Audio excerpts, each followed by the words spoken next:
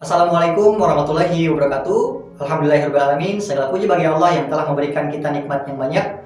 Mudah-mudahan dengan nikmat itu senantiasa menyadarkan diri kita untuk terus mensyukuri apa yang Allah berikan kepada kita semua.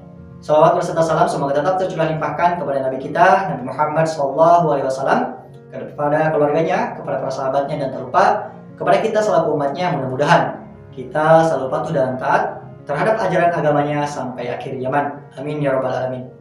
Teman-temanku, dimanapun kalian berada, insya Allah pada kesempatan kali ini saya akan membahas tentang bagaimana caranya agar kita memfokuskan diri kita untuk meraih cita-cita. Kita mesti memiliki prioritas fokus dalam hidup kita. Fokus pada kekuatan, pada apa yang kita miliki untuk mampu mendasarkan potensi meraih prestasi. Seperti kaca pembesar yang mengumpulkan sinar pada satu titik untuk dapat membakar. Kita mesti menyadari bahwasanya setiap kita memiliki keterbatasan. Namun, di balik keterbatasan di luar, tersimpan kelebihan.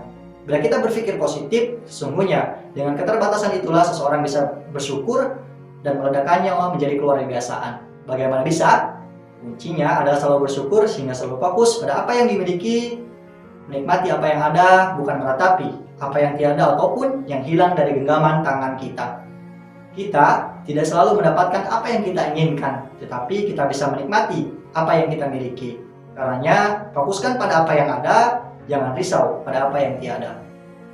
Nikmat itu seperti hewan buruan yang mudah lepas, maka kita harus mengikatnya dengan bersyukur. Demikianlah nasihat Umar bin Abdul Aziz. Mari kita renungkan teman-teman semua, seorang yang menurut kita mungkin tidak sempurna secara fisik, kemudian ada kekurangannya. Tapi di balik kekurangannya, ia lebih bisa bersyukur, bahkan dia lebih giat lagi untuk belajar menuntut ilmu, bahkan bisa menginspirasi orang lain. Nah, bandingkan dengan kita yang mungkin secara fisik sempurna, kemudian sehat jiwa dan raga. Nah, tentunya kita harus lebih bersyukur agar Allah Subhanahu wa taala tidak mencabut nikmat yang Allah berikan kepada kita. Orang miskin di balik kekurangannya, ia lebih bisa menyibukkan dirinya untuk mendekatkan diri kepada Allah Subhanahu wa taala. Beda dengan orang kaya, yang pintu maksiatnya terbuka lebar dan segalanya menjadi mudah. Maka kita diperlukan untuk mengembangkan fokus hidup kita baik di dunia maupun di akhirat. Nah, maka dimanapun kamu berada, tetaplah fokus, jangan pernah gelisah, jangan pernah putus asa, tetapi tetaplah berpikir positif dan tetaplah bahagia. Mengapa? Karena mungkin Anda belum menikah misalnya. Nah, mungkin banyak sekali aktivitas yang bisa Anda lakukan di masa lajang. Karena ada loh orang yang telah menikah, mungkin karena disibukkan oleh aktivitasnya, membantu orang tuanya, ataupun banyak peran sosial yang dijalaninya. Nah, intinya adalah fokuskan pada apa yang ada untuk meraih prestasi yang terbaik. Ahsanu amala. Allah Subhanahu wa taala berfirman, "Alladzi khalaqal mauta wal hayata liyabluwakum ayyukum ahsanu amala."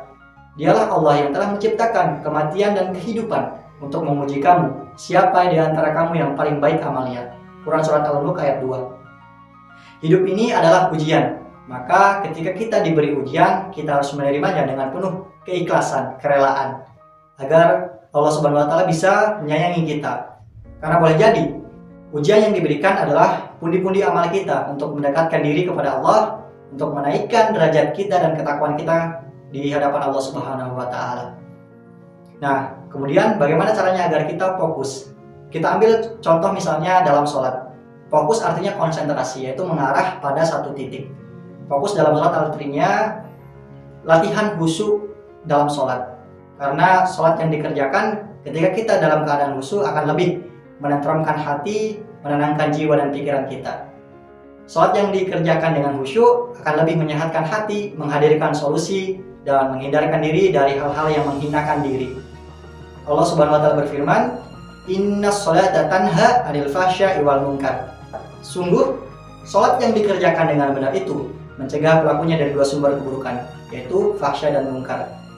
Nah, teman-teman semua, mengapa fokus itu penting? Kita mesti menyadari nih, bahwasanya setiap kita memiliki kekhasan masing-masing. Sebagaimana disebutkan dalam sebuah riwayat, seseorang diciptakan dengan bakatnya masing-masing. Nah, sekarang kita harus fokus pada apa yang kita punya, kemudian kita berusaha untuk meraih prestasi. Kita ambil contoh misalnya seorang suami yang fokus untuk membahagiakan istri dan anaknya dengan cara mencari harta yang halal. Seorang pemimpin yang fokus untuk mengemban amanahnya dan tidak berpikir untuk mengkhianati amanah yang dipikulnya. Seorang prajurit yang fokus untuk bela negara dan tidak menangkap saudaranya sendiri. Seorang wanita yang berbakti kepada Allah dan suaminya agar ia bisa menjadi bidadari di akhirat nanti.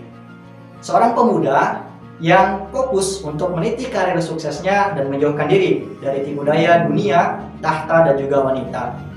Itulah teman-teman beberapa penjelasan bagaimana caranya agar kita fokus untuk meraih cita-cita. Nah, semoga apa yang kita hadirkan, apa yang kita usahakan mendapatkan ridwan Allah Subhanahu wa taala. Demikianlah yang dapat saya sampaikan. Kurang lebihnya mohon maaf. Yang benar datangnya dari Allah Subhanahu wa taala, yang salah dari diri saya sendiri mohon dimaafkan. Wassalamualaikum warahmatullahi wabarakatuh.